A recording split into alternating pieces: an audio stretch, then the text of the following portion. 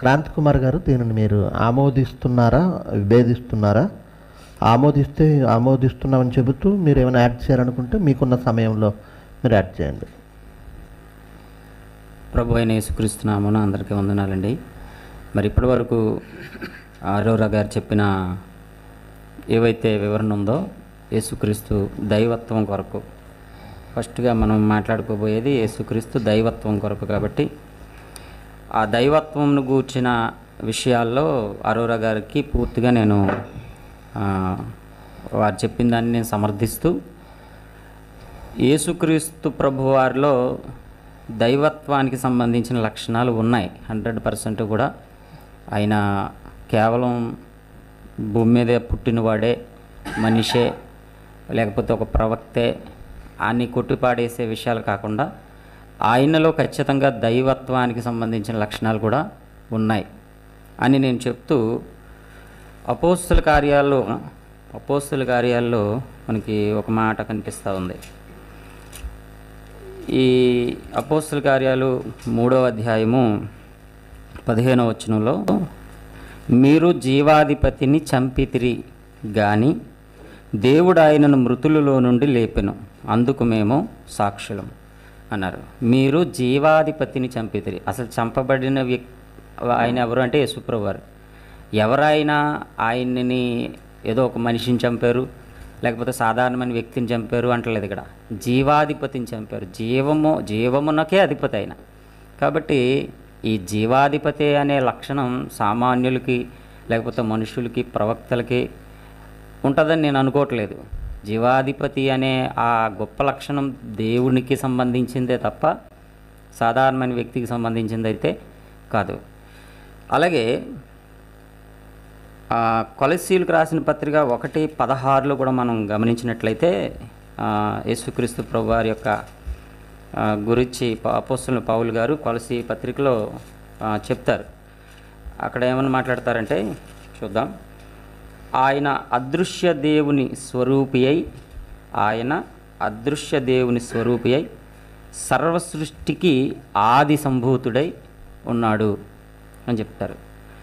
అంటే ఇక్కడ చెప్పబడిన విషయం ఏంటంటే, ఆయన అదృశ్య దేవుడు అదృశ్యుడు, కనబడ్డావు, కానీ ఆ దేవుణ్ణి దృశ్య రూపంలో చూపించడానికి మన కళ్ళ ముందుకి స్వరూపి అయి, అదృశ్య దేవుని స్వరూపిన. అందుకే శిష్యులు అడిగారు, మాకు తండ్రిని చూపించమని.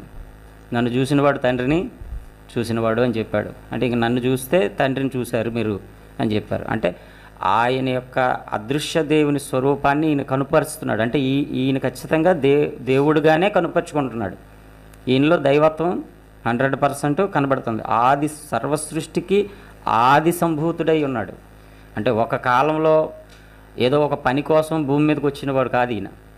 ఒక కాలంలో ఒక పుట్టి జస్ట్ ఆ పనిచేసి దేవుడిచ్చిన అధికారాలు మాత్రమే వినియోగించుకుని వెళ్ళిపోయినవాడు కాదు. సృష్టికి పూర్వం ఉన్నవాడు, ఆది సంభూతుడై ఉన్నవాడు. అలా చూసినా కూడా ఈ క్రీస్తులో ఏం కనబడుతుందంటే స్పష్టంగా చాలా దైవత్వం స్పష్టంగా కనబడుతుంది. అలాగే యేసుక్రీస్తు ప్రభు వారు చేసే కార్యాల్లో కూడా చాలా అధికారం కనబడుతుంది. ఎంత అధికారం కనబడుతుంది అంటే ఆయన చెప్తారు, పాపములను క్షమించే అధికారం, మత్తయి సువార్త 9:6లో పాపములను క్షమించే అధికారం నేను కలిగి ఉన్నాను అని చెప్పేసి ఆయన చెప్తారు. అంటే ఒక మనిషి పాపాలని ఆయన క్షమించగలడు, ఆ కెపాసిటీ. పాపాలను క్షమించే అధికారం నీకెవరు ఇచ్చారు అని వాళ్ళు ప్రశ్నిస్తుంటే, అంటే వాళ్ళ ఉద్దేశం ఏంటంటే దేవుడికే కదా అది ఉంటా, దేవుడికి తప్ప సామాన్యుడు వచ్చేసి నీ పాపములు క్షమించబడి ఉన్నవి అని ఎలా చెప్పేస్తావు అని వాళ్ళు ప్రశ్నించారు. అంటే వాళ్ళ ఉద్దేశం ఎలా ఉందంటే యేసుక్రీస్తు ప్రభు వారు తను తాను దేవుడిగా కనపరుచుకుంటున్నాడు అనే భావన వాళ్ళు వ్యక్తపరుస్తున్నారు అక్కడ. అంటే ఆయన మాటలు కానీ నీవు మనుషుడివై ఉండి దేవుడు అని చెప్పుకుంటున్నావు అని వాళ్ళు ఎలా అంటారు? అసలు వాళ్ళు ఎలా అంటున్నారంటే ఈయన చేసే కార్యాలు కానీ ఈయన మాట్లాడే మాటలు కానీ దేవుడుగా కనుపరుచుకుంటున్నాడు కాబట్టే యూదులకి అంత బాధ కలిగేసింది.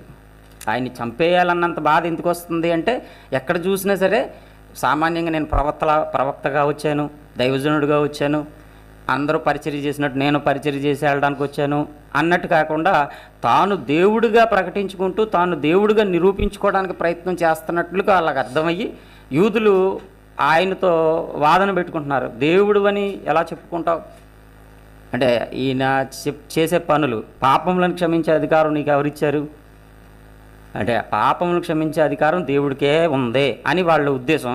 కానీ ఈయన పాపములను క్షమించే అధికారం నాకు కూడా ఉంది అంటాడు. అంటే దైవత్వం ఆయనలో చాలా స్పష్టంగా ఈ రూట్లో కూడా మనకు కనబడుతూ ఉంది. అలాగే మనం ఇంకా చెప్పుకుంటూ పోతే తీర్పు తీర్చే అధికారం కూడా ఆయన కలిగి ఉన్నాడని యోహాను సువార్త 5:22లో తీర్పు తీర్చే అధికారం కూడా, సర్వమానవాళికి తీర్పు తీర్చే అధికారం. ఇంకా ఈ యోహాను సువార్త 5వ అధ్యాయంలో మనం ఇంకా చూస్తే తండ్రి ఎలా జీవము గలవాడై ఉన్నాడో కుమారుడు కూడా తనంతట తాను అలాగే అలాగే తండ్రితో ఏమాత్రం తీసుకుపోకుండా సేమ్ జీవము గలవాడై ఉన్నాడు అని, తండ్రితో పాటు ఆయన ఎంత జీవం గలవాడు ఈయన కూడా అంతే జీవం గలవాడు అని నిరూపించడానికి ఆ రెఫరెన్స్ కూడా మనకి చాలా స్పష్టంగా కనబడుతుంది. అలాగే మనందరికీ తెలిసిన రెఫరెన్సు ఫిలిప్పీలకు రాసిన పత్రిక 2వ అధ్యాయంలో మనం చూస్తే క్రీస్తు యేసునకు కలిగిన 2వ అధ్యాయం 6వ వచనం నుంచి చూస్తే, ఆయన దేవుని స్వరూపము కలిగిన వాడై ఉండి, ఆయనకి ఏముందంటే దేవుని స్వరూపం ఉంది. రెండోది దేవునితో సమానముగా ఉండుట. అసలు ఒకవేళ యేసుక్రీస్తు ప్రభువారు దేవుడు కాదు, ఆయన ఇచ్చిన అధికారాన్ని బట్టి ఈయన ఏదో చేసుకుంటూ వస్తున్నాడు అనే కోణంలో కనుక మనం ఆలోచన చేస్తే ఈ పదం అన్నిటికీ కూడా వ్యతిరేకిస్తుంది. దేవునితో సమానమని పౌలు గారు రాసేయకూడదు కదా. అలా దేవునితో సమానముగా ఉండుట విడిచిపెట్టకూడని భాగ్యమని ఎంచుకోనలేదు. విడిచిపెట్టేయడానికి కూడా, ఆ సమానత్వాన్ని కూడా విడిచిపెట్టి భూమి మీదకి రావడానికి కూడా ఇష్టపడ్డాడు. అయితే యేసుక్రీస్తు ప్రభువారి విషయంలో మనకు బైబిల్లో మనిషి కుమారుడుగాను, లేకపోతే తండ్రి మీద ఆధారపడుతున్నట్లుగాను, ఆయన చెప్పింది మాత్రమే నేను చేయడానికి వచ్చాను అన్నట్లుగాను, ఇలాగ చాలా రెఫరెన్స్లు మనకు కనబడుతుంటాయి. అవన్నీ తండ్రి అయిన దేవుడు ఈ కుమారుడైన క్రీస్తు భూమి మీదకి మనుష్యుడిగా, మానవ రూపిగా ఒక అవతారం ఎత్తాడు గనక అవన్నీ కూడా మానవుడిగా మాట్లాడుతున్న మాటలే తప్ప, అంటే ఒక పక్కన మనుష్య కుమారుడుగా ఉన్నాడు 100%, ఆయన దైవ కుమారుడుగా కూడా ఉన్నాడు. ఇప్పుడు నేను నా తండ్రి చెప్పే బోధలే నేను చెప్తాను, నా తండ్రిని కాదని నేను ఏది చెప్పను, నా తండ్రి చేయమన్న పనులే నేను చేస్తాను, నా తండ్రి చిత్తమే నెరవేరుస్తాను, నా తండ్రి ఎలా నడిపిస్తాను ఇలాంటి మాటలు చెప్తున్నప్పుడు దేవుడికి లోబడుతున్నాడు కదా సామాన్యుడిలాగా. అంటే ఆయన మరి మనుషుడిగా ఉన్నాడు కాబట్టి, పుట్టినవాడుగా ఈ భూమి మీద మన కొరకు రక్షకుడిగా వచ్చినవాడుగా ఉన్నాడు కాబట్టి, ఆ టైంలో ఆయన ఖచ్చితంగా మనందరికీ మాదిరి చూపించడానికి, మనందరి మాదిరి కొరకు ఆయన తండ్రిని మహింపరుస్తూ ఉండాలి, పరలోకమందున్న తండ్రిని మహింపరుస్తూ ఉండాలి, తను తగ్గించుకుంటూ ఉండాలి. ఎందుకంటే మనకి ఆ మాదిరి కనుపరచాలి కాబట్టి అందుకోసమే అటువంటి మాటలన్నీ మాట్లాడారేమో తప్ప, ఖచ్చితంగా ఆయన ఈ రిఫరెన్స్ని బట్టి ఆయన దేవునితో సమానముగా ఉన్నవాడు, ఆయన దేవుడు అని కూడా మనం ఖచ్చితంగా 100% చెప్పచ్చు. ఇది ఈ ఫస్ట్ సెషన్లో నేను ఇచ్చే వివరణ. ఒకవేళ తర్వాత దీనికి కౌంటర్లు ఇచ్చినప్పుడు నేను దీన్ని కొనసాగిస్తాను. ఓకే, చాలా సంతోషం అండి. క్రాంతి కుమార్ గారు, మీరు 8 నిమిషాల్లోనే మీ యొక్క విషయాన్ని ముగించారు. చాలా సంతోషం. ఇలాగా మీకు ఇచ్చిన సమయం కంటే ముందే ముగించడం చాలా సంతోషం. ఎప్పుడైనా వాడుకుంటాను, అలా కుదరదు. రైట్, ఎవరైతే వ్యతిరేకిస్తారో వినండి, మీరు సమాధానం ఇవ్వాల్సిన అవసరం ఉంటుంది కనుక వినండి. క్రాంతి కుమార్ గారు.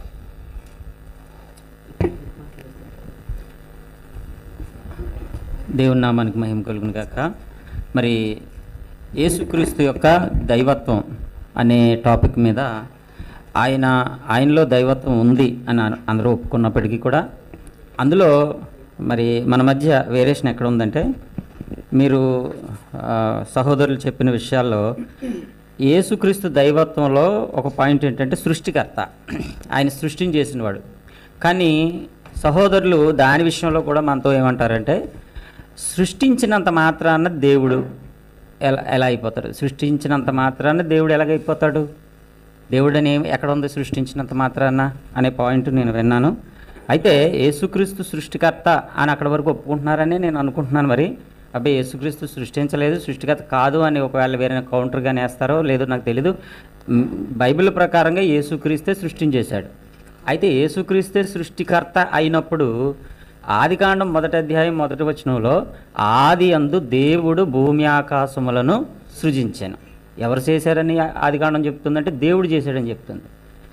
మరి క్రీస్తు కొత్త నిబంధనలో ఎవరు చేశారని చెప్తుందంటే క్రీస్తు చేశాడని చెప్తుంది. అంటే క్రీస్తు ఎవరు ఇప్పుడు? దేవుడు. దీన్ని బట్టి ఈ క్రీస్తు సృష్టికర్త అయితే ఖచ్చితంగా ఆయన దేవుడు. అది బైబిలే చెప్తుంది, అది నేను కల్పించింది ఏం కాదు.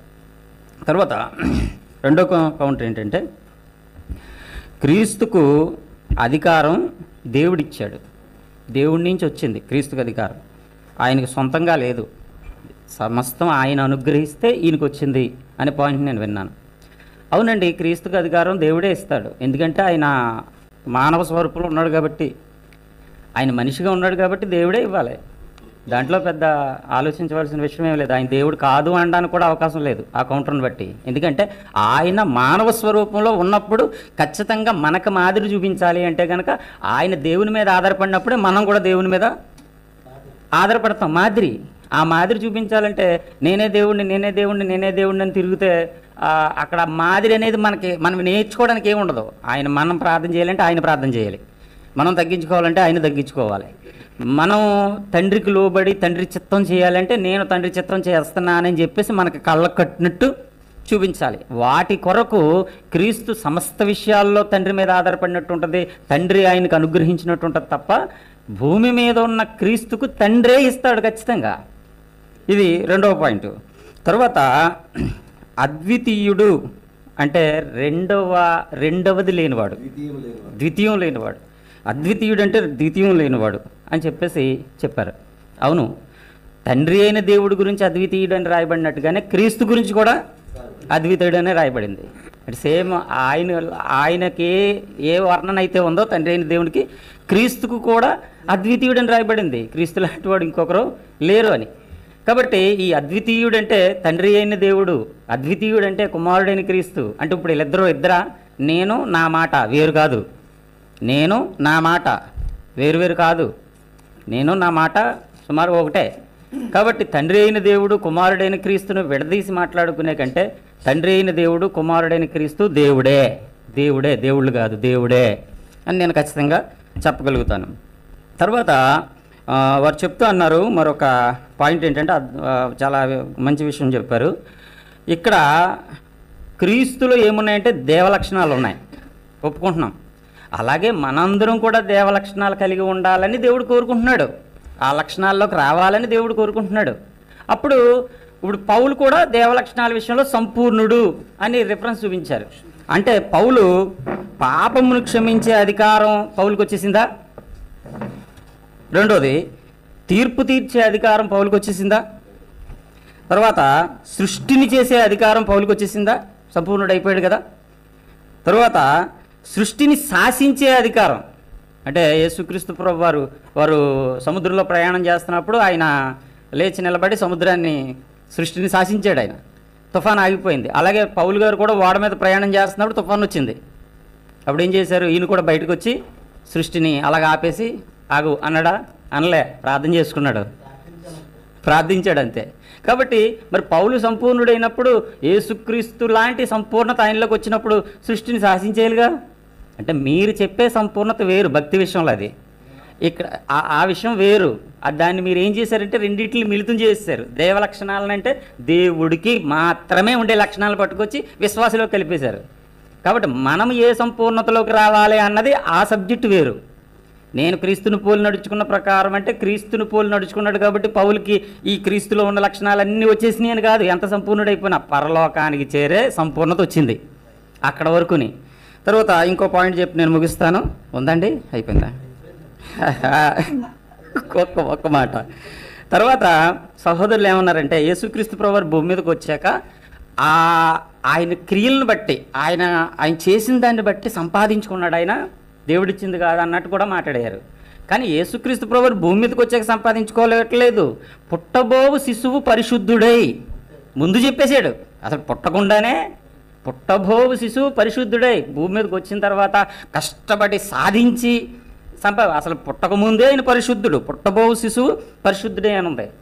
ఆ తర్వాత అపోస్తుల కార్యాలు 20:28లో దేవుడు తన స్వరక్తం ఇచ్చి సంపాదించుకున్న సంఘం, దేవుడు తన స్వరక్తం ఇచ్చింది ఎవరు? క్రీస్తు.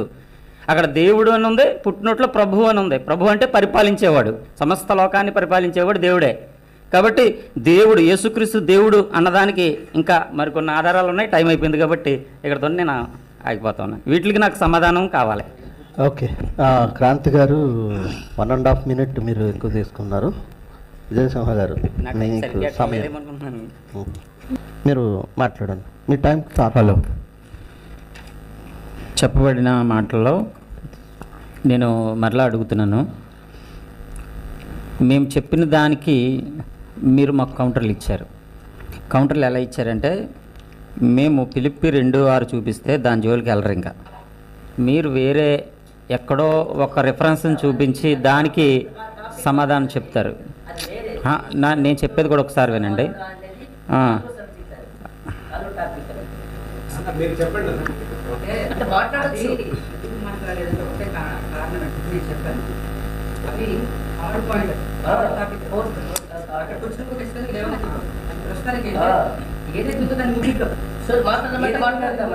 ఒకసారి మీరు టైం పెట్టేశారు, వాళ్ళు మాట్లాడుతున్నారు. నేను చెప్పేది కూడా ఒకసారి అర్థం చేసుకోండి. మీరు మాట్లాడేస్తారని నాకు తెలుసు, కానీ నేను చెప్పేది పూర్తయ్యేదాకా ఉండండి ఒకసారి. ఇది ఒక్కటే కాదు, మేము ఎన్నైతే రెఫరెన్స్లు చూపించామో గందరగోళం ఉంటుంది. మీరు ఏమన్నారంటే ఫిలిప్పి 2:6 మీరు మాట్లాడలేదన్నారు కదా, ఎందుకు మాట్లాడలేదని అంటే అది 3వ టాపిక్ కాబట్టి మాట్లాడమంటే ఇప్పుడే మాట్లాడతాను మరి. ఒకసారి ఉండండి. ఇప్పుడు ఇది ఒక్క రిఫరెన్స్ గురించి మాట్లాడతలేదు నేను. ఇలాగా మేము ఏదైతే రెఫరెన్స్లు కోట్ చేస్తున్నామో ఆ రిఫరెన్స్లు మీరు మాకు రిప్లై, ఆ రిఫరెన్స్ అసలు ఎందుకు అలా చెప్పబడిందనే రిప్లై మాకు రాకుండా వేరే చోట ఇలాగ ఉంది అని చూపిస్తున్నారు. ఓకే, వేరే చోట అలాగే ఉంది కాదంటలా, కానీ మాకేం చేయాలంటే మేము ఏదైతే రిఫరెన్స్లు మీకు చూపిస్తున్నామో దానికి కూడా జవాబిచ్చి వేరే చోట రిఫరెన్స్లకి వెళ్తే మాకు కూడా ఒక క్లారిటీ వస్తుంది అనమాట మీరు చెప్పిన దానికి. లేదా మా ప్రశ్న ఇలాగ ఉండిపోతుంది. అంటే ఒకవేళ మీరే సత్యం అనుకోండి, మీ ప్రశ్నలు అస్సలు వదిలిపెట్టమన్నా. ఓన్లీ ద వన్ కాన్సెప్ట్ ఏంటంటే అది ఈ టాపిక్ కాదు అనే కాన్సెప్ట్. ఇప్పుడు రాజుబాబు గారు ఏమన్నారంటే, పాపములు తీసివేయడానికి యేసుక్రీస్తు ప్రభువారికి అధికారం ఉందని మీరు చూపించారు. పాపములు తీసివేయడానికి యేసుక్రీస్తు ప్రభువారికే కాదు, యెషయా గ్రంథంలో దేవదూత కూడా అధికారం ఇచ్చింది అని చెప్పారు. అసలు యెషయా గ్రంథంలో దేవదూతకు అధికారం ఉందని ఉందా? అక్కడ ఒకసారి చదవండి. 6వ అధ్యాయం, యెషయా గ్రంథం 6వ అధ్యాయం 6వ వచనం. అప్పుడు ఆ శరాపులలో ఒకడు తాను బలిపీఠము నుండి కారుతో తీసిన నిప్పును చేత పట్టుకుని నా యొద్దకు ఎగిరి వచ్చి నా నోటికి దాన్ని తగిలించి, ఇది మీ పెదవులకు తగిలిన గనుక నీ పాపములకు ప్రాయశ్చిత్తం ఆయను అన్నాడు. నీ దోషం తొలగిపోయి నేను నీ పాపాలు క్షమించానని కానీ, క్షమించేశాను నువ్వు వెళ్ళిపో అని కానీ ఇక్కడ ఏమి అధికారంతో చెప్పలే. కాల్చి, పెదవులు కాల్చి శిక్ష వేసి ఈ కాల్చబడింది కనుక నీకు పాపాలు క్షమించబడ్డాయి అన్నాడు. ఇక్కడ లాజిక్ ఏంటంటే కాల్చబడింది కనుక. యేసుప్రభువు వారు ఎవరి పెదాలు కాల్చి ఏమంటే శిక్షించి క్షమించలేదు. ఆయన డైరెక్ట్గానే నీ పాపములు క్షమించబడ్డాయని చెప్పారు. పాపములు క్షమించుటకు దేవుడు నాకు అధికారం అనుగ్రహింపబడింది అని చెప్పారు. కాబట్టి మీరు చెప్పిన దాంట్లో యేసుక్రీస్తు ప్రభువారికే కాదు, ఇక్కడ దేవదూతలకు కూడా అనేక సందర్భాల్లో పాపములు క్షమించబడ్డాయి అనే అది కోణం మరి కలవట్లేదు. అదొకసారి మాకు మీరు క్లారిటీ ఇవ్వాలి. తర్వాత కలకపోవడం అది మాకు క్లారిటీ రాలేదు. ఆ క్లారిటీ మీరు ఇస్తే దాన్ని ఆలోచిస్తాం. తర్వాత అపోస్తుల కార్యాల్లో ఒక రిఫరెన్స్ కూడా చూపించాము. అది జీవాధిపతిని మీరు చంపితిరి. జీవాధిపతిని ఆయన చంపబడ్డాడు అని క్లియర్గా ఉంది, కానీ ఎవరిని చంపారంటే జీవాధిపతిని చంపారు. అసలు యేసుక్రీస్తు ప్రభువారు మీ దృష్టిలో దేవుడు కాదు అన్నప్పుడు ఆయన దేవదూత లేక మనిషా, లేకపోతే అసలు ఆయన ఏ క్యారెక్టర్? అసలు ఆ ప్రపంచంలో ఆయన ఏమనాలి? అసలు దేవదూతలు అన్నారు, 24 పెద్దలు అన్నారా, లేకపోతే ఆ పరలోకం నుంచి వచ్చిన ఒక రకమైన ఏదో అని పెట్టాలి, శక్తి అనాలా, లేకపోతే మనిషి అనాలా? అసలే ఉండండి, కొంచెం నన్ను కన్ఫ్యూజ్ చేయకండి. అసలు ఏంటి అనేది మాకు ఒకసారి యేసుక్రీస్తు ఎవరు అసలు క్లారిటీ ఇవ్వండి. క్లారిటీ యేసుక్రీస్తు ఎవరు అనే దాంట్ విషయంలో క్లారిటీ ఉంది.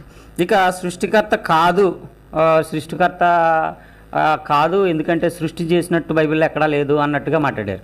సృష్టి చేసినట్టు బైబిల్లో ఎక్కడా లేకపోవడం కాదు, సృష్టి చేసినట్టు బైబిల్లో ఉంది. అది కూడా క్లారిటీ ఇచ్చారు. ఎలాగంటే తండ్రి అధికారం ఇస్తే తండ్రి వలన ఈయన ద్వారా సృష్టిని, తండ్రి సృష్టి చేశాడు కానీ ఈయన ద్వారా సృష్టిని చేశాడు అన్నట్లుగా నాకు సమాధానం అయితే వచ్చింది.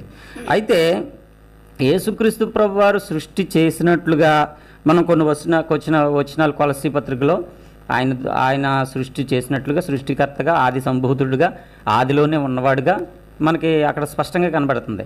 అయితే ఇక్కడ మీరు అన్నది ఏంటంటే యేసుక్రీస్తు ప్రభు వారు పరలోకంలో అంతకుముందు ఇలా ఉన్నాడు అని చెప్తున్నారు తప్ప అసలు భూమి మీద ఉన్నప్పుడు ఆయన ఎలా ఉన్నాడు అనేది అసలు మీకు అసలు అర్థం కాలేదు.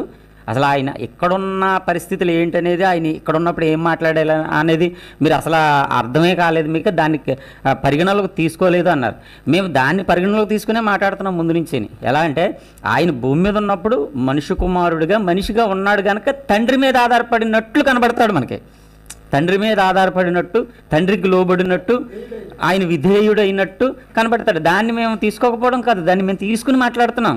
ఆయన భూమి మీద మనిషిగా ఉన్నప్పుడు ఆయన మనిషి అనే ఒక పాత్రలో ఉన్నాడు అన్నట్లుగా మనకి ఆయనను చూసి మనం విధేయత నేర్చుకోవాలి.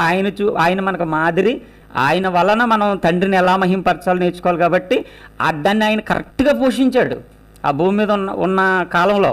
కాబట్టి ఆ భూమి మీద ఉన్న కాలంలోనే ఆయన ఏం మాట్లాడాడో దాన్నే ఆయన శక్తి అదే. ఏమంటున్నారు? తనంతట తాను ఏమీ చేయలేడు. ఎందుకంటాడు ఆ మాట? ఆయన భూమి మీద మనిషి కుమారుడుగా మనిషిగా ఉన్నాడు కాబట్టి తండ్రిని మహింపరచడం, ఎంతసేపు కూడా తండ్రిని హెచ్చించడం ఆయన పని, తండ్రి వైపుకు మనుషులను తిప్పడం ఆయన పని. కాబట్టి ఆయన పని అదే అయినప్పుడు ఆయన అలాగే మాట్లాడతాడు. కాబట్టి అక్కడున్న ఆ పరిస్థితిని బట్టి ఆయన మాట్లాడాడని అర్థం చేసుకోవాలి తప్ప ఆ పరిస్థితిని బట్టే ఆయన కెపాసిటీని అంచనా మాత్రం వేసేయకూడదు అని. తర్వాత ఆయన సర్వాధికారి కాదు అన్నారు. ఈ మాట ఒక్కటి చూపించి నేను మీకు ఇచ్చేస్తాను టైము. రోమిలికి రాసిన పత్రిక 9వ అధ్యాయం 5వ వచనం. రోమిలికి రాసిన పత్రిక 9:5 చూడండి. ఇక్కడ 9:5లో పితరులు వారు శరీరమును బట్టి క్రీస్తు వీరిలో పుట్టెను, ఈయన సర్వాధికారి అయిన దేవుడై ఉండి నిరంతరము స్తోత్రార్హుడై ఉన్నాడు. ఆమేన్. ఇక్కడ చాలా డైరెక్ట్గా సూటిగా ఆయన సర్వాధికారి అయిన దేవుడై ఉండి నిరంతరము స్తోత్రార్హుడై ఉన్నాడు అని చెప్పారు. ఉండి నిరంతరం స్తోత్రార్హుడై ఉన్నాడు అని చెప్పేది. తర్వాత మధ్యాహ్నం ఒక రెఫరెన్స్ కూడా చూపించాను. దేవుడు తన స్వరక్తం ఇచ్చి సంపాదించిన సంఘం అని చెప్పి, దేవుడే తన స్వరక్తం ఇచ్చి సంపాదించాడు. ఇక్కడ ఏంటంటే తండ్రి క్రీస్తుకి ఇచ్చాడు, తండ్రి క్రీస్తుకి ఇచ్చాడు, తండ్రి క్రీస్తుకి ఇచ్చాడు అనే సుమారు 1 గంట సేపు వెళ్ళింది. తండ్రి క్రీస్తుకి ఇచ్చాడు అంతే, తండ్రే ఇచ్చాడు అన్ని 1 గంట సేపు వెళ్ళింది మొత్తం ప్రసంగాలన్నీ కూడా. అవును, క్రీస్తు భూమి మీద ఉన్నప్పుడు తండ్రే ఇస్తాడు, దాన్ని కాదని ఎవరు అంటలేదే. తండ్రి ఇవ్వడం అని ఎవరు అంటలేదు, తండ్రి ఇవ్వలేదు అని కూడా మేము అంటలేదు. తండ్రే ఇస్తాడు, ఎందుకంటే ఆయన భూమి మీద మనిషిగా ఉన్నాడు కాబట్టి లేవు అని అంచనా వేయకూడదు కదా. ఆ రిఫరెన్స్లు వరుసగా చదువుపోతే 100 ఉంటాయి. అవి మాకు తెలుసు, మీకు తెలుసు. దాన్ని మేము ఒప్పుకుంటుంటే దాన్నే మళ్ళీ మాకు తిరిగి చూపిస్తున్నారు. ఓకే, క్రాంతి గారు ముందే ఇచ్చేశారు. నెక్స్ట్ కౌంటర్ ఎవరు ఇస్తారు? దీనిపై క్రాంతి కుమార్ గారు ఇలా వద్దాం. ప్రభు నామమున అందరికీ వందనాలండి. మరి 2వ సెషన్లో జరిగిన కొన్ని వాదనల్లో అవతల వాళ్ళు చెప్పిన కొన్ని సందర్భాలు ఏంటంటే, మనం ముందు సెషన్లో చూపించిన ఒక రిఫరెన్స్, జీవాధిపతిని చంపితిరి అనే మాటకి వారు కౌంటర్ ఇస్తూ సమాధానం చెప్తూ, మీరు జీవాధిపతిని చంపితిరి, దేవుడు ఆయనను లేపెను అనే పదం అక్కడ ఉంది. అది కూడా చదివి దేవుడు ఆయనను లేపెను, దేవుడు ఆయనను లేపాడు కాబట్టి ఆయన జీవాధిపతి ఎందుకు అవుతాడు అని తిరిగి ప్రశ్నించారు. ఓకే, పోనీ అలా ఆలోచిద్దాం. దేవుడు ఆయనను లేపాడు కాబట్టి ఆయన జీవాధిపతి కాదనుకోండి, అప్పుడు జీవాధిపతిని చంపితిరి అని రాయకూడదు కదా. అసలు పదం ఎందుకు రాయాలి? ఆయన జీవాధిపతి కాదు, కానప్పుడు జీవాధిపతి అని ఎందుకు మెన్షన్ చేయాలి? దేవుడు ఆయనను లేపెను అనే పదాన్ని బట్టి జీవాధిపతి కాదు అని మనం డిక్లేర్ చేస్తే జీవాధిపతి అని ఎందుకు రాయాలి? జీవాధిపతి అని మెన్షన్ చేశాడు ఖచ్చితంగా. కాబట్టి ఆయన జీవానికి అధిపతే.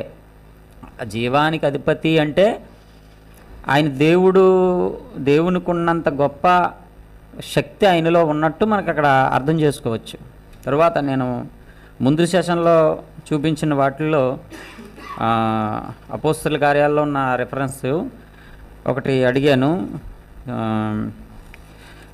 దేవుడు తన స్వరక్తమిచ్చి సంపాదించుకునిన సంఘము అనే ప్రశ్న నేను అప్పుడే 3 సార్లు అడిగాను పొద్దునుంచిని, కానీ దాన్ని అస్సలు వాళ్ళు టచ్ చేయలేదు.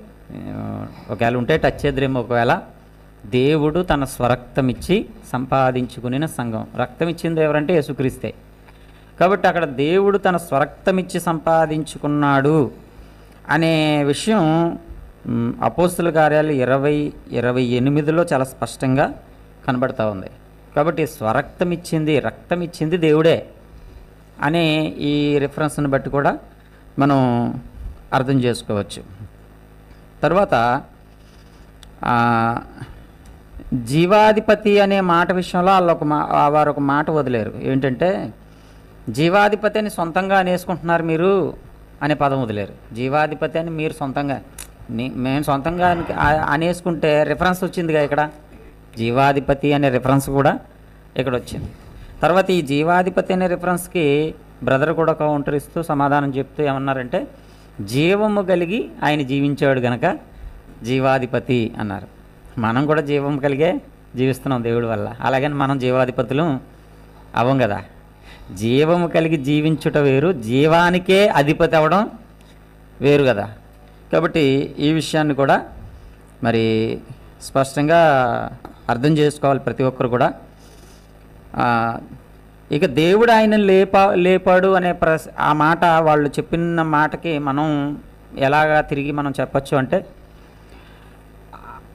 యేసుక్రీస్తు ప్రభువారు మృతి నుండి సమాధిలో ఉన్నప్పుడు దేవుడు ఆయనను లేపాడు. ఎవరిని? యేసుక్రీస్తు ప్రభువారిని దేవుడు లేపాడు. దేవుడు లేపితే తప్ప ఆయన లేలేని పరిస్థితి అని మనం అర్థం చేసుకోవాలా? లేకపోతే తనకు నాకు నా అంతటా నేను ప్రాణం పెడతాను, కావాలంటే దాన్ని తిరిగి తీసుకుంటాను కూడా, నాకు ఆ అధికారం ముందని యేసుక్రీస్తు ప్రభువారు ముందే చెప్పారు. అంతెందుకు ఈయన దేవుడు లేపడం మాట పక్కన పెట్టేస్తే మనిషి కుమారుణ్ణి శిక్షిస్తారు, చంపుతారు, ఆయన 3వ దినాన సజీవంగా లేస్తాడు అంటే ఆయన తిరిగి నేను లెగాలి అనే డిక్లరేషన్ ఆయనే చేసేసుకున్నాడు, నేను లేస్తాను అని చెప్పి. కానీ దేవుడు ఆయన లేపాడు అనే పదానికి ఉన్న ప్రత్యేకమైన భావం ఏంటంటే, యేసుక్రీస్తు దేవుడే, ఆ లేచిన యేసుక్రీస్తు ప్రభువారు సమాధిలో ఒక మనిషిగా చనిపోయాడు గనక దైవత్వము ద్వారా ఆయన లేచాడు. దేని ద్వారా ఆయన లేచాడంటే దైవత్వం ద్వారా ఆయన లేచాడు. ఆయనలో దైవత్వం ఉంది కాబట్టి ఆ దైవత్వాన్ని బట్టి ఆయన లేచాడు. అందుకని దేవుడు ఆయనను లేపునంటే అక్కడ 2 పర్సన్స్ ఉన్నట్టు కాదు, నాకు తెలిసి అక్కడ 2 పర్సన్స్ ఉన్నట్టు కాదు. ఆయన దైవత్వమే ఆయనను లేపింది అని కూడా మనం ఆ రిఫరెన్స్ని మనం అర్థం చేసుకోవచ్చు. కాబట్టి ఒకవేళ ఇంకా ముందు ఏమైనా కౌంటర్లు ఉంటే నేను మాట్లాడతాను. అవసరాన్ని బట్టి తీసుకోండి, తక్కువ మాట్లాడితే ఇంకా మంచిది. ఓకే, సరే. అయితే నేను మొదటిగా కొంచెం పాత విషయాన్ని కూడా ఒకసారి ఎత్తి కొత్త విషయంలోకి రావాలని నేను అనుకుంటున్నాను. అదేంటంటే, భూమి మీద యేసుక్రీస్తు ప్రభువారు నరరూపధారిగా ఉన్నప్పుడు తండ్రి మీద ఆయన ఆధారపడ్డాడు అని మీరు ఒప్పుకున్నారు. తండ్రి మీద, భూమి మీద ఉన్నప్పుడు ఆయన తండ్రి మీద ఆధారపడ్డాడు, తండ్రే ఆయనకి సమస్తం ఇచ్చాడు అనే విషయం మీరు ఒప్పుకున్నారు. అలాంటప్పుడు మళ్ళీ ఇక్కడ దేవుడిగా చేశాడు, అక్కడ దేవుడిగా చేశాడు, ఇక్కడ వ్యక్తిని లేపాడు, అక్కడ సృష్టిని శాసించాడు అని మీరు ఎలా అంటున్నారు? మీరు అలా అనకూడదు అసలు అనే కౌంటర్ ఒకటి కూడా మనకి మధ్యాహ్నం వచ్చింది. అయితే యేసుక్రీస్తు ప్రభువారు ఈ భూమి మీద నరరూపధారిగా ఉన్నప్పుడు ఆయన 2 పాత్రలు పోషించాడు. ఆయన ఒక పాత్ర ఏంటంటే మనకు మాదిరి చూపించే ఒక మనిషి. మనందరికీ కూడా మనం ఏం చేయాలి, తండ్రిని ఎలా గౌరవించాలి, తండ్రిని ఎలా మహింపరచాలి తండ్రిని ఎలా ఆరాధించాలి, ప్రార్థించాలి, ఇవన్నీ కూడా మనకు మాదిరి చూపించే నరుడుగా, సంపూర్ణమైన మానవుడిగా ఆయన ఉన్నాడు. అందుకే బైబిల్లో 2 పదాలు కూడా కనబడతాయి, మనుష్య కుమారుడు, దేవుని కుమారుడు, 2 రకాలు కనబడతాయి. సేమ్ టైం ఆయన భూమి మీద ఆయన మనిషిగా తను తాను కనుపరుచుకుంటున్న సందర్భంలోనే ఆ భూమి మీద ఉన్నప్పుడే ఆయన తన దైవత్వాన్ని కూడా బయలుపరుచుకున్నాడు. తన దేవుడిగా కూడా అనేక క్రియల చేత ఆయన తను తాను బయలుపరుచుకున్నాడు. ఆయన దేవుడిగా బయలుపరచుకోకపోతే, లేకపోతే దేవుడిగా ఆయన ప్రవర్తన లేకపోతే కనుక నీవు మనుషుడివై ఉండి దేవుడు అని ఎలా చెప్పుకుంటున్నావు అని యూదులు ఫీల్ అవ్వాల్సిన అవసరం, కానీ అసలు యేసుని చంపవలసిన అవసరం కూడా లేదు వాళ్ళకి, ఒకవేళ పూర్తిగా మానవుడిగానే అతను కామన్గా వెళ్ళిపోతూ ఉంటుంటే. కాబట్టి ఆ విషయంలో ఈ చిన్న మాట నేను చెప్పాలని అనుకున్నాను. అలాగే ఇక్కడ మెయిన్ పాయింట్ ఏంటంటే, బైబిల్లో ఒక మాట ఉంది, దేవుడు ఒక్కడే అని ఉంది. కాబట్టి ఒక 10 సార్లు యేసుక్రీస్తు దేవుడు అని రాసినా కూడా నేను దేవుడు ఒక్కడే అన్న మాటనే నేను నమ్ముతాను తప్ప 10 సార్లు ఉన్న యేసుక్రీస్తు దేవుడు అని ఉన్న మాటని నేను తీసుకోను. ఎందుకు తీసుకోనంటే ఇద్దరు అయిపోతున్నారు, మరి నా లాజిక్కి తేడా వచ్చేస్తుంది అని మనకి కౌంటర్ వచ్చింది. నిజానికి చెప్పాలంటే అబ్రహాం గారు కోట్ చేసిన రిఫరెన్స్ యెషయా గ్రంథం 43వ అధ్యాయం. అంటే దీనికి ఆయన ఇది ఎందుకు ఇలా రాశారనేది కూడా చెప్తారేమో అనుకున్నాను. యేసు దేవుడే ఒప్పుకుంటున్నాను కానీ ఇది అడ్డొచ్చేస్తుంది నాకు అని చదివి ఎదరికి వెళ్ళిపోయారు. అంటే ఇక్కడ ఏముంది, ఇక్కడ యెషయా గ్రంథం 43వ అధ్యాయం 10వ వచనం నుంచి మనం చూస్తే, మీరు తెలుసుకుని నన్ను నమ్మి నేనే ఆయనని గ్రహించినట్లు మీరును నేను ఏర్పరచుకున్న నా సేవకుడును నాకు సాక్షులు. నాకు ముందుగా ఏ దేవుడును నిర్మించబడలేదు, నా తరువాత ఏ దేవుడును ఉండడు. నేనే యెహోవాను, నేను తప్ప వేరొక రక్షకుడు లేడు అనే విషయం. ఇది ఈ రిఫరెన్స్లు మనకు ఈ ఒకవైపు నుంచే కాదు, ఇతర మతాల్లోంచి కూడా ఎక్కువ ఇవే వస్తాయి మనకి. నేను తప్ప నీకు వేరే దేవుడు ఉండకూడదు అని 10 ఆజ్ఞల్లో కూడా చెప్పేశాడు. చెప్పినప్పుడు యేసు దేవుడు ఎలాగవుతాడు అనేది బయట ఇతర మతస్థులు కూడా మనకి వేసే కౌంటర్లో మెయిన్ కౌంటర్ అనమాట అండి. ఇది అసలైన కౌంటర్ ఇది. అయితే ఇప్పుడు ఈ స్థలాల్లో ఇక్కడ నేనే దేవుడిని, నేను తప్ప నీకు వేరే దేవుడు ఉండకూడదు అని చెప్తున్న సందర్భంలో కూడా యేసుక్రీస్తు ఉన్నాడని నేను అంటాను. యేసుక్రీస్తు ఉన్నాడు ఈ సందర్భాల్లో, ఈ మాటలు చెప్తున్నప్పుడు కూడా ఈ పరిస్థితుల్లో కూడా యేసుక్రీస్తు ప్రభు వారు ఇన్వాల్వ్ అయ్యి ఇందులో ఉన్నాడు అని అంటాను నేను.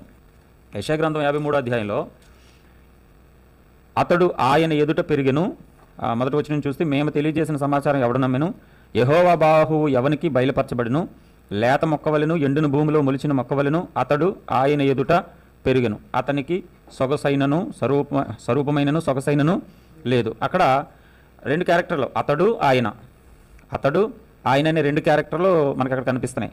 అంటే పాత నిబంధన గ్రంథంలో యేసుక్రీస్తు ప్రభువారు అనేక సార్లు ఆయన ప్రత్యక్షమవుతూ వచ్చాడని మనకు కొత్త నిబంధనలో ఉంటుంది.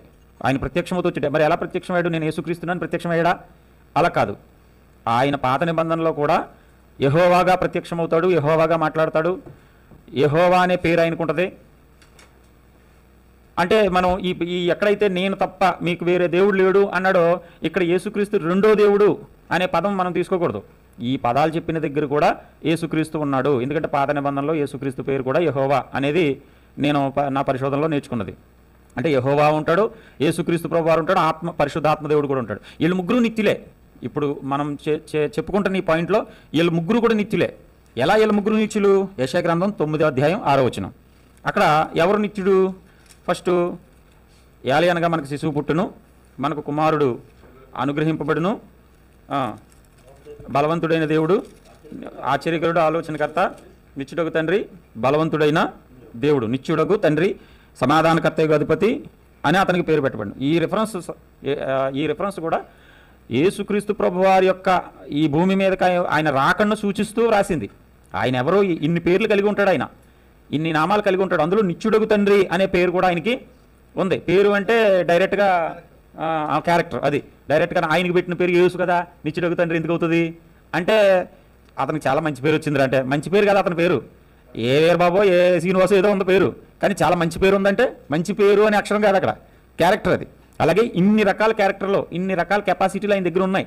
కాబట్టి నిత్యుడగు తండ్రి యేసుక్రీస్తు నిత్యుడగు తండ్రి. ఇక్కడ యెషయా గ్రంథం 40:28లో మనం చూస్తే అక్కడ మనకి ఇంకొక రిఫరెన్స్ కనబడుతుంది. యెషయా గ్రంథం 40:28 ఇది చూస్తే భూదిగంతములను సృజించిన యెహోవా నిత్యుడగు దేవుడు. అక్కడ యెషయా గ్రంథం 9:6లో నిత్యుడగు తండ్రి యేసుక్రీస్తు ప్రభువారి గురించి, ఇక్కడ నిత్యుడగు దేవుడు యెహోవా. అలాగే హెబ్రీయులకు రాసిన పత్రిక 9:14లో నిత్యుడగు ఆత్మ. అంటే ఇప్పుడు తండ్రి, కుమారుడు, పరిశుద్ధాత్మ అనే వేరు వేరు వ్యక్తులు కాదు. తండ్రి ఎలా ప్రత్యక్షమవుతూ ఉన్నాడో కుమారుడు కూడా ప్రత్యక్షమవుతూ ఉన్నాడు పాత నిబంధనలో కూడా. అలాగే పరిశుద్ధాత్మ దేవుడు కూడా ప్రత్యక్షమవుతూ ఉన్నాడు పాత నిబంధనలో కూడా. అలాగే వీళ్ళు ముగ్గురు కూడా నిత్యులుగానే ఉన్నారు. తండ్రి ఒక్కడే నిత్యుడు కాదు, కుమారుడు నిత్యుడే. అలాగే కుమారుడు తండ్రి మాత్రమే నిత్యులు కాదు, పరిశుద్ధాత్మ దేవుడు కూడా నిత్యులే. వీళ్ళు ముగ్గురు నిత్యులే, ఒకటే క్యారెక్టర్, ఒక్కరే ముగ్గురుగా పనిచేస్తూ ఉన్నారు. ముగ్గురు ఒకేసారి ఉన్నారు, ముగ్గురుగా పనిచేస్తూ ఉన్నారు. ముగ్గురు కాకుండా ఒక్కటే ఒకే దేవుడై ఈ ప్రపంచాన్ని శాసిస్తూ ఉన్నారు.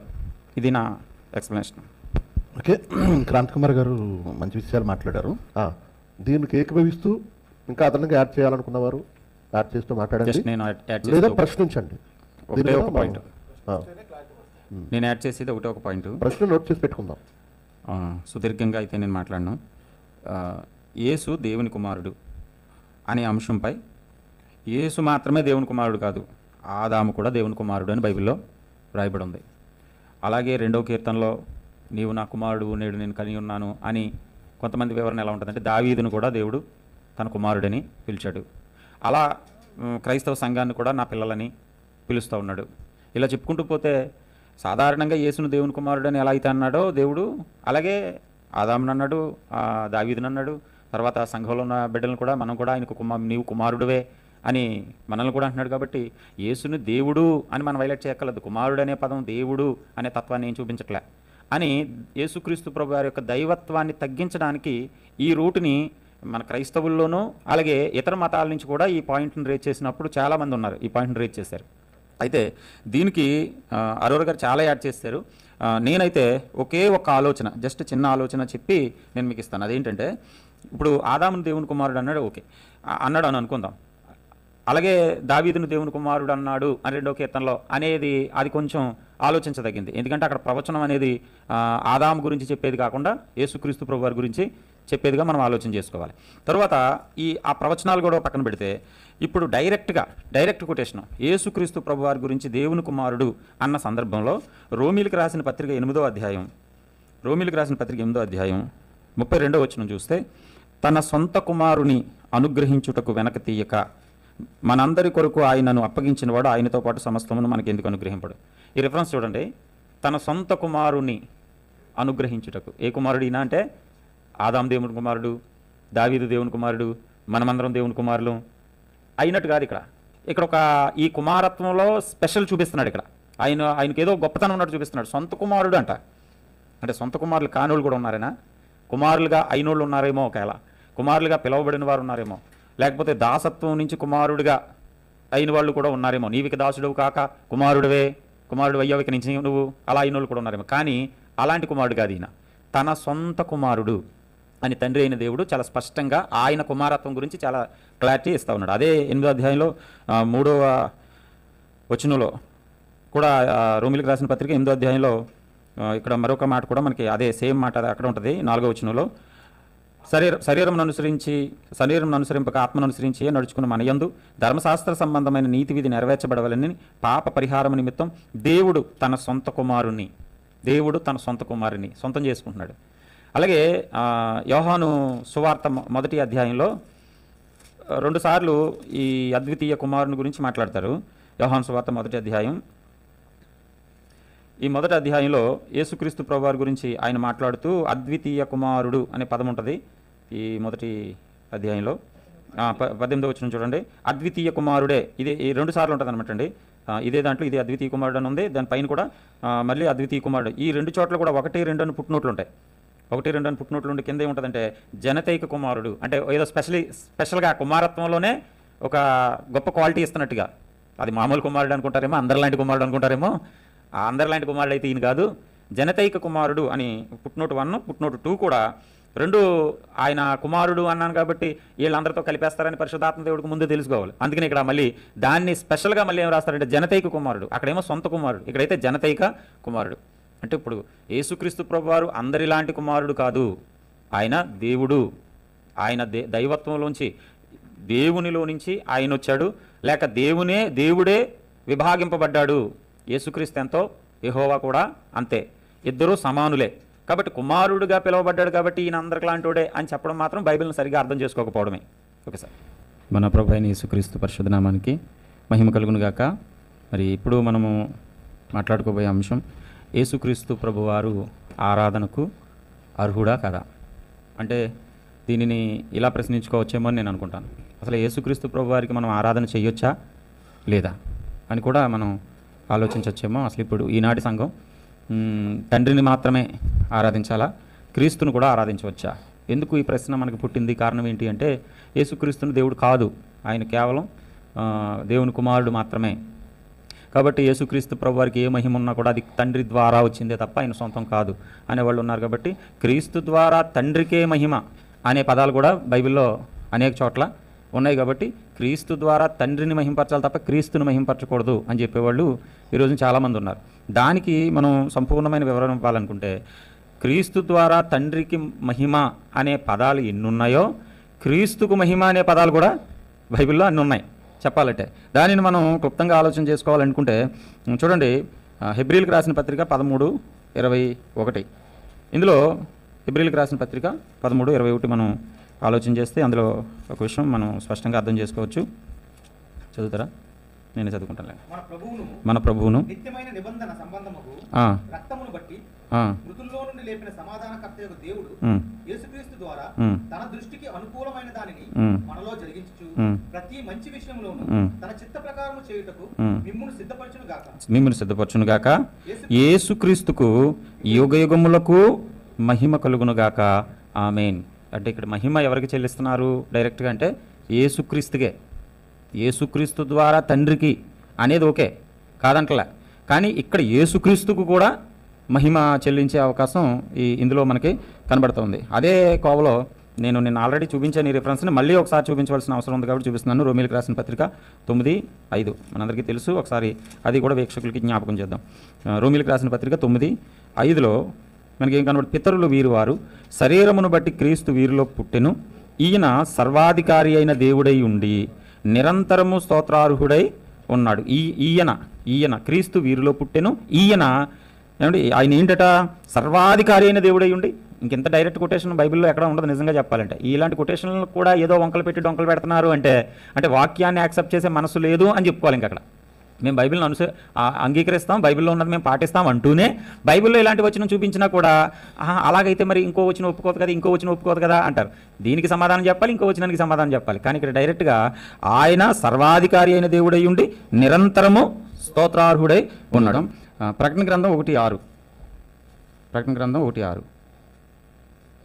మనల్ని ప్రేమించుచు తన రక్తం వలన మన పాపముల నుండి మనలను విడిపించిన వానికి మహిమయు ప్రభావమును యుగయుగములు కలుగును గాక.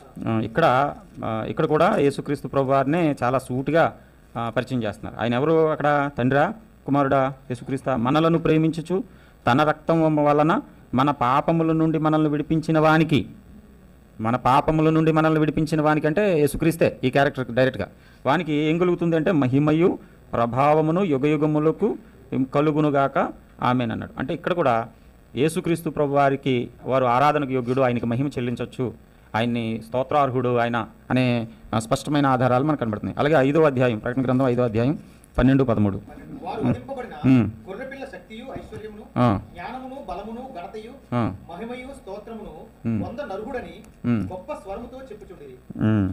వారు వధింపబడిన గొర్రెపిల్ల శక్తియు ఐశ్వర్యము జ్ఞానము బలము ఘనత మహిమ స్తోత్రం పొందనర్హుడని. అర్హుడే ఇక్కడ తెలిపోతుంది కదా. గొర్రెపిల్ల అంటే క్రీస్తే. ఇప్పుడు యేసుక్రీస్తు ఆరాధనకు యోగ్యుడా కాదా, అసలు ఆయన ఆరాధించవచ్చా లేదంటే బైబిల్ సూటిగా చెప్పేస్తుంది డైరెక్ట్గా. అంటే ఆయనకు ఆరాధన చేయొచ్చు చేయకూడదు అనే గూఢార్థం కాకుండా ఆయన ఖచ్చితంగా మహిమయు స్తోత్రము పొందనర్హుడని గొప్ప స్వరముతో చెప్పుచుండిరి. అంటే ఆయనకు ఆరాధన మనం చేయవచ్చు. కాబట్టి ఆయనకు ప్రార్థన చేయొచ్చా లేదా అనే అంశం ఇందులో లేదు కాబట్టి దాని జోలికి నేను వెళ్ళట్లేదు. కాబట్టి ఈ రిఫరెన్స్లు సరిపోతాయి అనుకుంటాను. సరిపోతే ఇంకా ఎక్కువ ఇవ్వడానికి రెడీగా ఉన్నాను. Okay, very good. 7:30 నిమిషాలు క్రాంతి కుమార్ గారు తీసుకున్నారు. ఇంకా తీసుకునే అవకాశం ఉంది కానీ చెప్పేస్తే మిగిలిన వరకు చెప్పాలిగా. బాప్తీసం ఇవ్వకూడదు అని దేవుడు కాదు అన్నది వాళ్ళ కోణంలో అదొకటి పాయింట్, అందుకోసం చెప్తున్నాను. రెండు పాయింట్లు ఉన్నాయి. యేసుక్రీస్తు నామంలో బాప్తిసం ఇవ్వకూడదు, తండ్రి కుమార పరిశుద్ధాత్మ నామంలోనే ఇవ్వాలని ఒక కోణం ఉంటే, తండ్రి కుమార పరిశుద్ధాత్మ నామంలో ఇస్తే అసలు పరలోకమే వెళ్ళం, యేసు నామంలోనే ఇవ్వాలన్న కోణం కూడా ఉంది. ఉంది, ఖచ్చితంగా ఉంది. యేసు నామము సంబంధించిన సంఘస్థులు యేసు నామంలోనే ఇవ్వాలని ఉంది. అయితే నేను నమ్మేది ఏంటంటే యేసుక్రీస్తు ప్రభు వారు తండ్రి కుమార పరిశుద్ధాత్మ నామంలో ఇవ్వమని చెప్పారు. ఇక్కడ అపోస్తుల కార్యాల్లో ఈ శిష్యులు అయితే యేసునామంలో ఇచ్చారు. యేసునామలు ఇచ్చినప్పుడు అరవై గారు చెప్పారు, యేసునామలు ఇచ్చినప్పుడు ఈ యేసుక్రీస్తులో తండ్రి కుమారుడు పరిశుద్ధాత్మ కూడా ఉన్నారని నేను కూడా విశ్వసిస్తున్నాను. యేసుక్రీస్తు నామంలో పొందిన వాళ్ళు తప్పని నేను అంటలే, కానీ నేను తండ్రి కుమార పరిశుద్ధాత్మ నామంలో నేను బాప్తిసం ఇస్తున్నాను. Okay, right. అయితే అవతల వాళ్ళు తండ్రి కుమార పరిశుద్ధాత్మ నామాలు ఇవ్వకూడదు అంటూ నేను అంగీకరించట్లేదు. ప్రభు నామానికి మహిమ కలుగును గాక. మరి ఈ యొక్క వన్నెస్ రెండవ సీజన్ రెండో నెల, మరి ఈ 2 రోజులు కూడా నిన్నటి దినాన్ని ఈ దినాన్ని కూడా యేసుక్రీస్తు దేవుడా కాదా అనే మెయిన్ టైటిల్ మీద చాలా అంశాలతో కూడిన ఈ అంశాన్ని నిన్నటి దినం నుంచి యేసుక్రీస్తు దేవుడే అని 100% నిరూపించడం జరిగింది. అయితే యేసుక్రీస్తు దేవుడే అంటే ఈ మొత్తం 5 సెషన్లు చూసిన వారికి అది చాలా స్పష్టంగా అర్థమవుతుంది. అయితే యేసుక్రీస్తు దేవుడు కాదు అన్నవాళ్ళు కూడా వచ్చారు. అయితే వారు 1-2 సెషన్లకు మాత్రమే ఉండి వారు వెళ్ళిపోయారు. ఎవరు వెళ్ళిపోమని కూడా ఎవరు అనలేదు, వారు మనస్పర్ధ చెంది వాళ్ళు వెళ్ళిపోయారు. ఎంత బతిమాలినప్పటికీ కూడా బ్రదర్ కూర్చోండి మాట్లాడుకుందామని ఎంత చెప్పినప్పుడు కూడా వారు ఎట్టి పరిస్థితిలో వినలేదు. మరి ఎందుకు వినలేదు అన్నది వాళ్ళ మనసాక్షికే తెలియాలి. అయితే ఈ కార్యక్రమం నిమిత్తం నేను చెప్పేది ఏంటంటే చాలా భారభరితమైన కార్యక్రమం ఇది ఎందుకు చేయాలి విజయ్ కుమార్ గారు అంటే, దీని వెనక ఉన్న ఆలోచన ఏంటంటే, యేసుక్రీస్తు చెప్పిన వన్నెస్ ఒక తాటి మీదకి క్రైస్తవులు సాధ్యమైనంత మట్టికి రప్పించాలి వీలైతే అనే ఒక ప్రయత్నం చేస్తూ ఉన్నారు. ఇది చాలా మంచి ప్రయత్నం. యేసుక్రీస్తు తండ్రికి చేసిన ప్రార్థన అంటే ఆయన మనసులో ఉన్న కోరిక నెరవేర్చడం ఇది. ఇటువంటి వన్నెస్ అనే ఈ ఒక కార్యక్రమం చేయడం అంటే తలుచుకోవడం సింపులే, కానీ చేసేటప్పుడు ఎన్ని రకాల ఆటంకాలు అభ్యంతరాలు, మరి ముఖ్యంగా ప్రతిదానికి ఉన్న సమస్య ఏంటంటే ఆర్థిక సమస్య. ఎక్కువ ఆర్థిక సమస్య కంపల్సరీ ఉంటుంది. అయినప్పటికీ కూడా ఇంత సెట్టింగ్, ఇంతమంది రావాలి, 2 రోజులు ఇక్కడ ఉండాలి, 2 కెమెరాలు, ఇంత భారీ లైవ్, ఇదంతా చేయాలి అంటే ఇది చిన్న విషయం కాదు.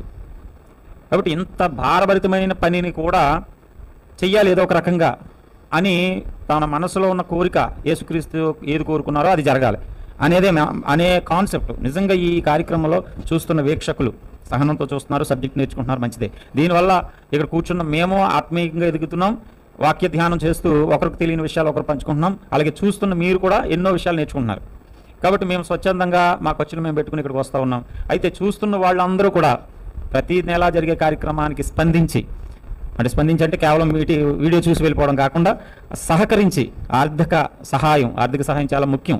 ఒకవేళ ఎవరేమనుకున్నా సరే చాలా చాలా ముఖ్యం. ఎందుకంటే మాటలతో అయిపోవు కార్యక్రమాలు. ఖచ్చితంగా ఆర్థిక సహాయం అనేది 100% ఉండి తీరవలసిందే. ఇది మొహమాటంతో జరిగే పని కాదు ఇది. కాబట్టి ప్రతి ఒక్కరు కూడా ఆర్థిక సహాయం కూడా ప్రతి నెలలో కూడా మరి విజయ్ కుమార్ గారికి అందించాలని నా ద్వారా నేను రిక్వెస్ట్ చేస్తూ, ఇంత మహోత్తరమైన కార్యక్రమాన్ని తలపెట్టిన విజయ్ కుమార్ గారికి దేవుడు తోడుగా ఉండి వారి కుటుంబాన్ని, వారి పరిచర్ను దేవుడు దీవించును గాక అని ప్రార్థన చేస్తూ ఈ మాటలు ముగిస్తున్నాను. దేవుడికి మహిమ కలుగును గాక.